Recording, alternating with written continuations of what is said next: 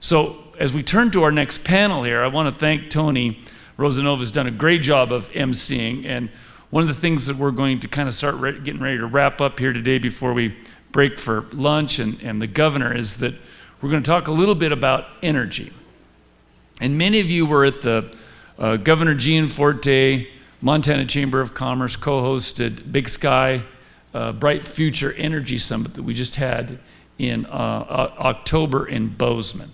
Again, another one of those chamber events that was a sold out capacity. I'm going to give you a quick heads up here right now, okay? You saw what happened here. Our next big event is coming up in March. It's called the Women in Business Summit. If you have any inkling of interest in that, I would suggest that you get ready to register for that ASAP because we will sell out on that as well. Our Governor's Cup Golf Tournament is coming up this summer. We're already sold out. Then next fall, we're going to have the Economic Summit again with Governor Gianforte. We've not picked the topic on that. It'll be an exciting topic for that. But just a heads up, as you think about these sort of events as they come up, don't sit around scratching your chin very long wondering whether you should register or not.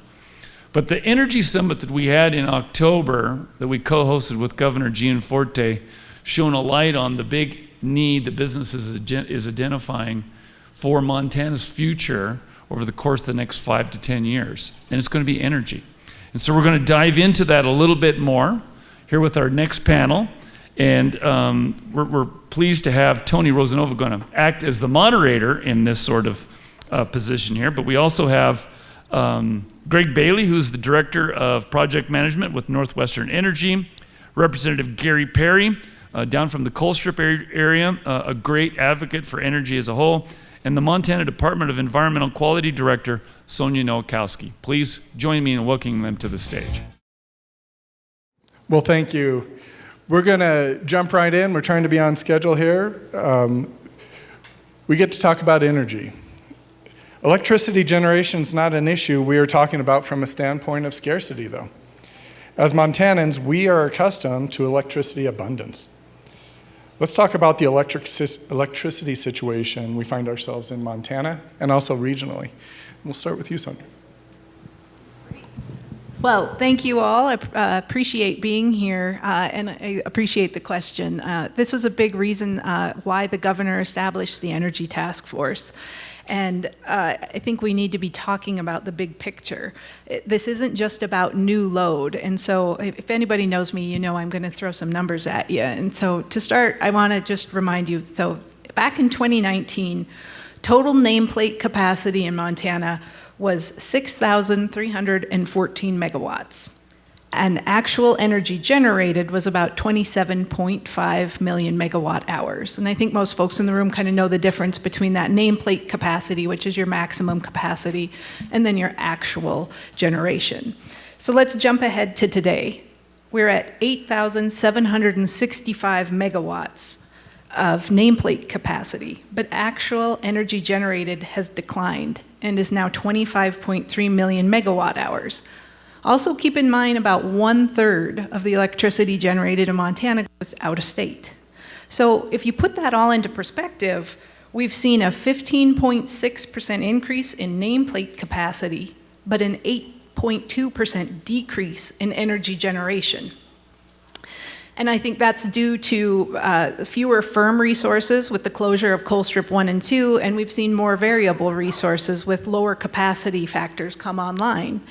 You've also got to couple that with in-state electricity demand, which is up 6%, and peak demand has increased 9%. So the math here is problematic, and we can't continue on this trajectory. And so the situation we find ourselves in is we need to have some hard conversations, not just about growing demand and electricity, but about continuing our legacy. So it's time to build Montana's legacy with innovation and some investment in new energy resources. Absolutely. Senator Perry? Representative? Don't demote me. Actually, I've been trying to work on this in a proactive approach, and I brought a bill forward that was going to establish an energy authority. You helped quite a bit with that. And we backed off on that because the governor said he would go ahead and appoint an energy task force. I was fortunate enough to be part of that task force. The whole concept is right now we don't really have anybody that's directing our energy future. We don't have anybody that's steering the ship, is what I like to say. And we need that. The governor doesn't want to grow government, and I don't really want to grow government real bad either, but there are times when we have to look at that and say it's time. And what we need to do is have somebody that once the Energy Task Force comes through with its recommendations, who's going to make sure that that's implemented. So we need to make sure that going forward, we're moving the ship forward. I'm going to jump in on nuclear really quick. I've worked hard in the last 2 years to try to see that we're bringing small modular reactors into Montana. Everybody's pushing in the rest of the nation to get rid of fossil fuels. I didn't drink that Kool-Aid, but I think we need to keep Colstrip going as long as we can. And in fact, if I had my way, we'd go ahead and develop more coal resources in Montana, because you end up with enough of the polar vortexes that we saw in the last couple of years, and the 50 below zero, and we were 4 hours away from the whole northwestern grid going down. I don't want that to happen. But I'll guarantee if it does happen, the rest of the people will start to go, well, maybe coal's not so bad. So anyway, I think we need to look at establishing a direction and an implementation for that direction going forward, and I'm behind it. Excellent. Greg? Yeah, so what I was going to come up here and talk about from an energy standpoint is where Northwestern sits at and how we operate that grid. And so when you're talking about energy versus capacity and how those load profiles, we know we got more need in the winter and the summer than we do in the shoulder months, but then more need of demand versus supply. But then during each day, it's always going up and down. People are turning on lights, turning off lights, turning on machines, turning off machines, right? And so the analogy that I like to use to get these talks started is think of a balance scale. And you got to balance the grid. And on one side of that scale, you got supply, which that's all the nameplate capacity resources you have out there. And on the other side, you got everybody else that's using the electricity and a grid putting it together. That balance has a needle in the middle and it's pointing to a number. I don't know if anybody knows that number, but it's 60. It's hertz, it's frequency that our grid operates on. And when you start getting those out of balance in there, you could start have load shedding problems like you were talking about with the large vortexes. So Northwestern Energy here, our supply planning is we use some guiding principles of reliability. Is it reliable? Is it affordable? And is it sustainable? And that's what we use to build out our plan on that supply side of that balance scale. Now, when we do hit peaks in the wintertime, we don't have enough of our own nameplate generating capacity that we have, because there's a lot of other companies that own that supply, and it's on the grid and it's going out of state and going to others. But to be able to take care of our customers, we find ourselves a lot of time having to go out on the open market. And when we're going out onto the market, so is everybody else. And you can see what that happens with supply and demand economics, and that takes that price per megawatt hour and it goes through the roof pretty fast. So being able to build the right supply portion and balancing that balance scale is what we focus on. Sonia, can you expand a little bit on Montana history as an energy provider? What drove that and what defined our history?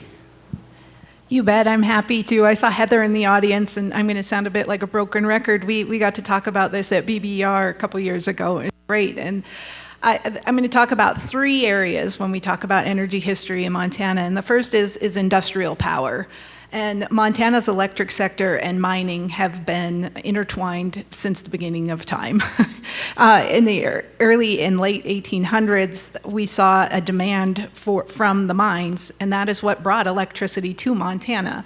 The original Canyon Ferry Dam on the Missouri River was 7.5 megawatts of generation for the mining industry and for the population that was coming here to mine.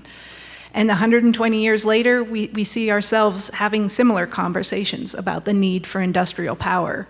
The second piece is related to government and government's role, and that's what most of Montana was without power until we saw Congress in 1936 establish the Rural Electrification Administration, which provided grants and loans and created rural electric cooperatives in Montana and brought power to Montana. So that's another big piece of the puzzle we have to talk about, is the role of government and good governance. The third and final piece is really regional markets. Montana became a regional powerhouse, and that was driven by regional and federal investments on the Columbia River system. We saw Hungry Horse and Knoxon Rapids and Libby dams come online. And then between 1975 and 1986, we had Colstrip's units 1 through 4 come online.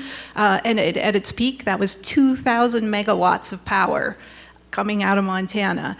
It was the second largest coal-fired power plant west of the Mississippi. And even today, the remaining Colstrip units are still generating close to 1,400 megawatts of power.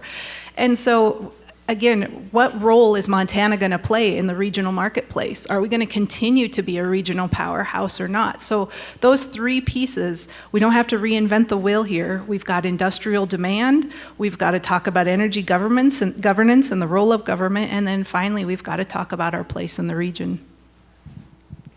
Well, then let's talk about demand. There's a lot of talk right now about increased demand. Data centers and AI are driving a lot of the discussion about our near future. What do you see happening in demand over the next few years, and how does Montana meet that demand? I'd like all of you to take a shot at that. Tanya, would you like to start? Sure, happy to start. Well, I think when we talk, the Western Electricity Coordinating Council is projecting a 20% increase in demand by 2034. And that's nearly double the projections they were looking at 3 years ago. And when you look at some of the Puget area utilities, they're looking at 30% increase. So some very substantial increases, and that isn't just driven by AI and data centers. That is driven by population growth, and that is also driven by just electrification, electric cars. Everything we do requires power. It's a basic necessity, and we're seeing more and more of that. And then if you do shift to the data center discussion, more than 2,000 megawatts or 2 gigawatts of data centers projects have been proposed in Montana. In other words, if all of that computing capacity were built, it would double the peak energy load of Northwestern Energy's transmission footprint in Montana.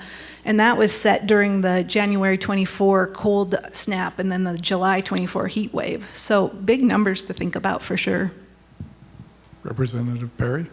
Well, everybody that I'm talking to, like she's saying, we're looking at probably twice as much energy that we need that we don't have. And fortunately, we've had a couple of people exit our area, and so some of that then comes to us as short-term excess capacity that doesn't necessarily require our ratepayers to have to pay anything, provides the opportunity for us to continue to be an exporter, or we can put them into data centers. We can put them into controlling some of that information. And data centers and AI is not just going to be an energy issue. This is a national defense issue. This is an issue that is going to be able to determine whether or not we're going to win against China and we're going to win against the adversaries that we have. I would really like to have those data centers and that information base be in Montana. One of the things I've said for a long time is, we've been generating for 50 years. Well, we can either keep generating and be a voice at the table, or we're going to be on the menu.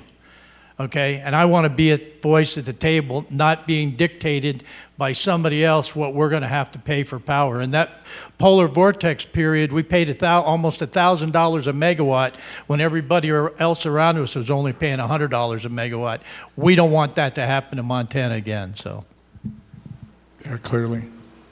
Yeah, as far as the future, where we're going to see data centers in here, I think my crystal ball's about as murky as anybody else's out there. You see a lot of these projections of massive amounts of data centers, and I think the truth is going to lie somewhere in between. I mean, eventually you're going to run into supply chain issues and everything else out there, not just the grid itself and supplying it. So In time, will it be there? It's going to get up there, but just how fast that moves, and will you be able to match it with the right resources, and are the right resources something that Northwestern wants to have in their portfolio? Those are all the decisions we have to work through. Terrific. Sonia, let's talk about where that supply can come from to meet this growing demand. As the chair of the Governor's Energy Task Force, you are looking at a variety of supply options, including nuclear. Can you take us into that discussion a little bit? You bet. I'd be happy to. I think, as the governor's task force works on these strategies and solutions, it's really essential that we remember our top objectives, and that's to increase the supply of affordable and reliable energy options for Montana, and not only to address our current needs, but we've got to think about future generations and future needs. Everything's got to be on the table. And I get a little worried when I read stories in the media about Montana being asked to kind of pull up the drawbridges, that we don't need any new development, that we don't need data centers, that we don't need new energy generation, we're just fine, or we don't want certain types of energy generation, we only want specific types. I think that's really foolish and short-sighted, and I think we need to be open to all the options. There are really 4 perspectives that I'm seeing kind of come out of the governor's task force right now, and those perspectives are, first and foremost, consumer perspectives. The second is energy governance. The third is Montana's role in a regional marketplace, and the final is innovation. And so I think these broad perspectives that are represented on the task force have the potential to really identify some solutions that can get at what I refer to as the affordability, reliability, sustainability conundrum. We all talk about those 3 words over and over again. And I think we've got to talk about a lot of different things. I think we've got to talk about transmission. I would love to spend hours talking to you all about transmission. We've got to talk about geothermal. I think we've got to talk about combinations of flexible load and energy efficiency to create, we've got to create more headroom in the system. And I think we can do that with energy storage that's matched with renewables. We've got to keep natural gas generation on the table as well, and we can do that with nuclear generation as well. I just kind of end on the nuclear front. The January 21st task force meeting is coming up, and we're going to have a large focus on nuclear. We have some representatives coming from the Department of Energy's GAIN program, the Gateway to, Gateway to Advancement of Nuclear Initiatives. Advanced innovation, so we've got some federal representatives coming. We also have our colleagues from the Wyoming Energy Authority who have been very aggressive on nuclear coming to share their thoughts. And then finally, Northwestern Energy will be part of a panel that's going to talk about the work they're doing to develop some pathways to nuclear in both their Montana and South Dakota territories. Perfect segue. Greg, would you mind telling us a little bit about Northwest Energy's plans? Yeah, so a couple of years ago, myself and my team were asked to start looking at a feasibility of nuclear energy, specifically small modular reactors, and we'd been working with GAIN, this Gateway for Accelerated Innovation in Nuclear, with them, but we broke it down into a number of different areas that we've been working on in here, and it's the partnerships. What is the right vendor that you want to work with? There's almost, seems like any PhD that comes out of a nuclear engineering program's got the latest and greatest nuclear reactor, and they're all trying to market and sell it. And trying to slice through all of that stuff, understanding your partnerships from a developer, from an owner, and more specifically an operator to it. And then you start working into the EPRI, which is the Electric Power Research Institute, on siting a nuclear plant. You just don't put them down anywhere. It's a lot of work that goes through. So our team's been breaking all that stuff down and working through that on there, trying to get to it. Does nuclear right now make sense for Northwestern Energy in there? And we want to get to that answer. I see some glide paths coming in here. I was going to hit on it with the data centers earlier. First off, I don't think anybody's gotten to the nth of a kind efficiency in developing a nuclear reactor. I think the last 2 reactors that were built in America were in Vogtle over there, and they learned a little bit between the first one and the second one, but given that nuclear is 10% of the energy produced in America, it's very long time frames in between when they build one of those things. So I would argue that we're still at that, what they call FOAK, and that stands for first of a kind efficiency gains on that, and I think that's the idea behind SMRs, is kind of the Henry Ford model of getting to an nth of a kind efficiency, which hopefully will start to reach to that affordability conundrum with reliability and sustainability. And I think data centers are going to play a big role in that, getting that stuff in there. So we're just kind of putting all together the roadmaps and the feasibilities of what it looks like and kind of paying attention to what's going out there in the rest of the world and seeing when these 2 points are going to come together to where it now makes sense to work into the portfolio.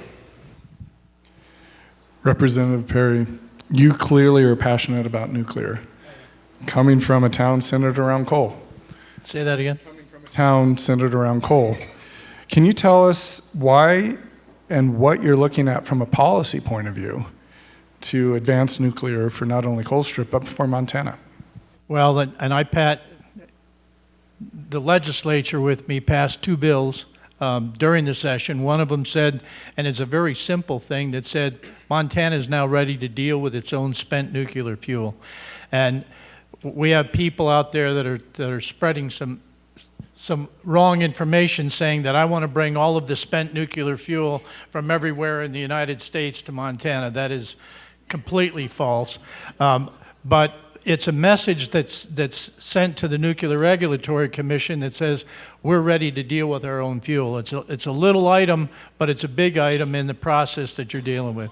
The second one was a bill that was mentioned this morning by Senate President Regier that basically said we're open to having a nuclear beneficiation facility. And there's 4 stages in that. There's the mining, there's the processing, then there's the beneficiation. And beneficiation means taking the processed fuel and increasing the intensity of it from 14 up to 14 or 20% for generation.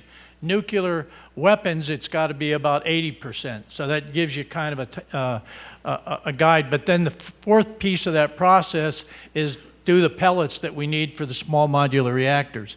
So we're open for that. Unfortunately, Wyoming is a little ahead of us, and they're already planning to put a plant in Gillette. And I actually sent a letter of support for that, even though I wanted it in Montana. But to have it close, right now we send it out somewhere else, and we get a lot of it, or have gotten a lot of it, from Russia. Well, that dog's not going to hunt for very long. So, we need to be able to do that in the state. Back to what he was saying, I got together over 2 years ago with Gain, and we managed to look at Colstrip and look at coal. And a lot of the reason we're looking at Colstrip is because we've got infrastructure that's already there.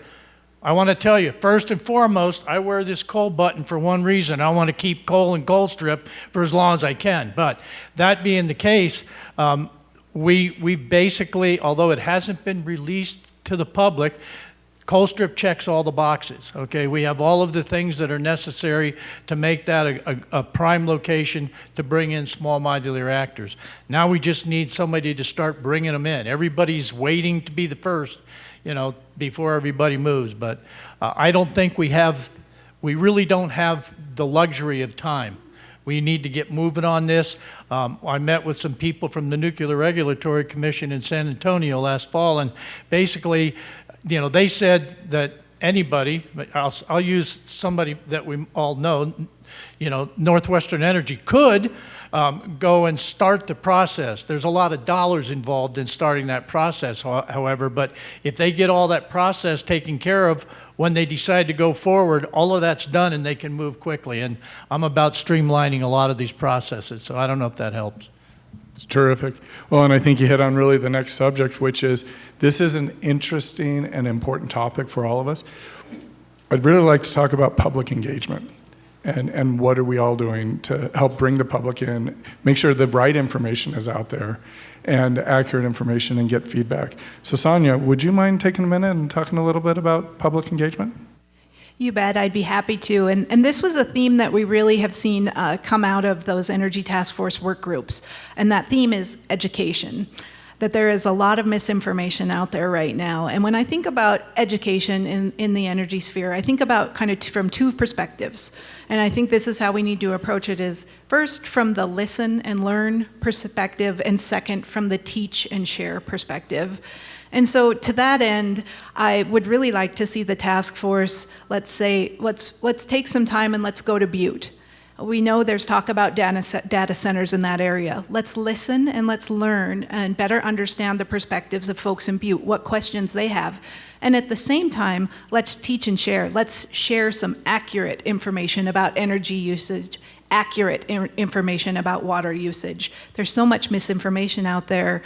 I would like to see us travel to Colstrip and listen and hear what folks have to say about the potential for nuclear. And at the same time, I'd like to share information about the regulatory framework that's in place in Montana for that, and to find out, get feedback if people feel that's a robust enough system and framework that's in place. And finally, I think we've got to spend some time out in eastern Montana. I know there is concern about wind development there, and I'd love to go and better understand what those concerns are, and I'd love to talk about potential solutions to those concerns. I think we've got to be open, though, to all energy generation. I don't think we can just, again, pull up the drawbridges and stop these conversations. I have real concerns. I think it would be foolish, again, to limit our options right now. It is a critical need. At the same time, though, we have to have a balanced approach, and we have to be considerate of all Montanans' perspectives. And so I think as a member of the task force, I certainly feel that weight, and I think we are going to be engaging in some open houses across the state to, again, listen and learn and to share and teach. And Greg, maybe you could take us through what Northwest Energy is doing with outreach, and maybe also touch a little bit on the Northwest Energy's approach to all of the sources as well, because that education piece involved. Yeah, so I was talking about a feasibility study that we were doing. I talked about partnerships and talked about land studies and the laws and the regulations that are out there that could prohibit or support nuclear development in the state. And one of the probably biggest sections that we're working on, we probably got the most people laid out with, is the community engagement study. And what we're looking at from a feasibility study is, number one, what is the public sentiment? Who's for it? Who's against it? Who's on the fence? And where's the education level at this stuff? What do people know about nuclear energy? There's a lot of information out there. I really hope that most people are getting their nuclear energy information from watching The Simpsons and doing a little bit more work into understanding what goes into a nuclear plant and how it actually operates. What we have found, working with Gain, INL, Oak Ridge, talking to a whole bunch of utilities, and I've talked to them that have done the same thing, what they're finding is there is a correlation between someone's education level on nuclear and the level of support. More educated people get on nuclear, the more they support it on there. But our feasibility study isn't in there to sway opinions and minds. What it is okay, where are you at? How much do you understand about it? And let people get to that conclusion on their own. And where are you with nuclear? And that's part of our feasibility study, so we can map that out and understand it when we decide this is or is not the right time for us. Terrific. Well, I'd like to wrap up with one more question for all of you. What concerns you about where we are today with regard to electricity generation and where we need to go? And what do we as Montanans need to do to be thinking about it when it comes to discussions around energy supply, demand, and economic growth for the state? So maybe we'll reverse the order. Maybe Greg, you'll...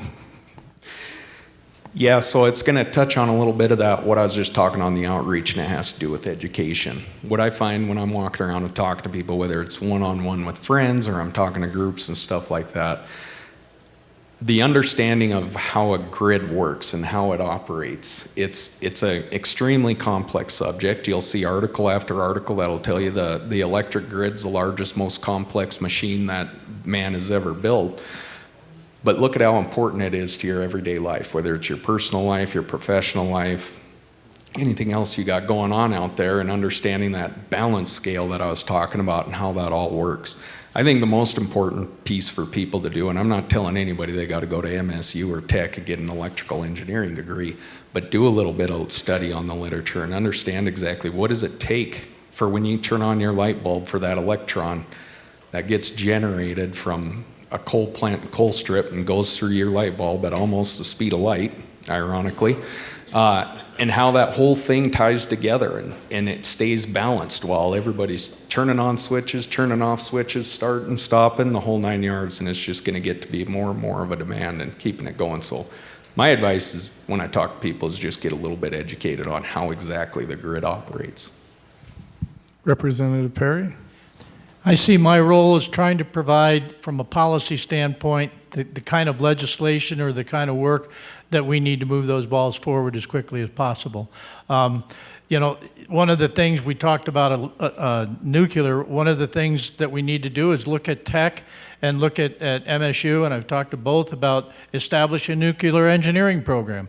We get that kind of stuff in this state. I want Montana kids to stay here and be able to run those. I don't want to have to bring people from somewhere else. So to me, trying to streamline the process and to knock down the barriers should be my role, is to try to help do that, introduce legislation and push hard to get it through so that we get these balls moving as quickly as possible and safely as possible, obviously. But from that standpoint, and look at an all of the above approach, not just nuclear, much as I want it here, but you know, I think we're kidding ourselves if we're not ready and open to having every possible source of power available that we can. So I see that as my role, is to try to work in the legislative branch to push that forward.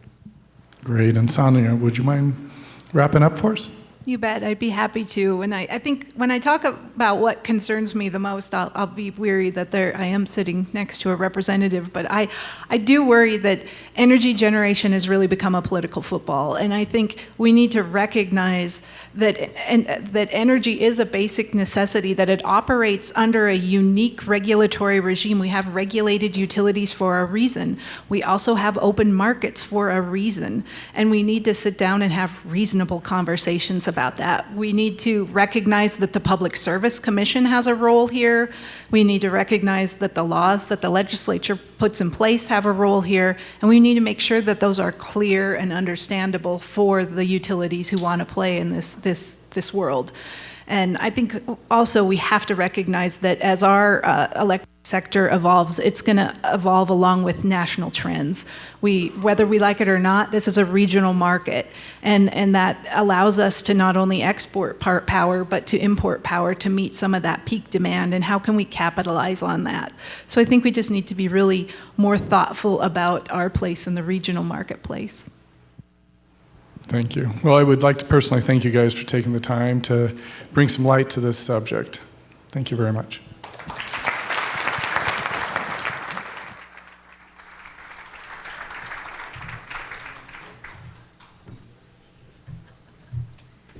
Great panel, and as you can see, it's pretty clear why energy is becoming an emerging issue that I think is going to end up on the Montana Chamber of Commerce's strategic plan. This is going to be a dominant issue. And I have to just say, after having spent 15 years in the coal industry, and I've got my friend David Schwen sitting over here with the Navajo Transitional Energy Company, who, by the way, thank you for sponsoring last night's reception. Everybody give him a big round of applause. That was wonderful. But we're not surprised we're having this discussion now, are we, David? This is not a surprise. So we've got a challenge in front of us, and I think the good news is that there's a lot of great minds, a lot of energy, and a lot of focus on this, and I think you can expect the Montana Chamber of Commerce putting our attention and our shoulder into this wheel. So we're going to take a 30-minute break here to kind of clear out the room, to let the staff kind of put out lunch, and then we'll wrap up here with the last word from Governor Gianforte. So we'll take a quick 30-minute break here. Thank you.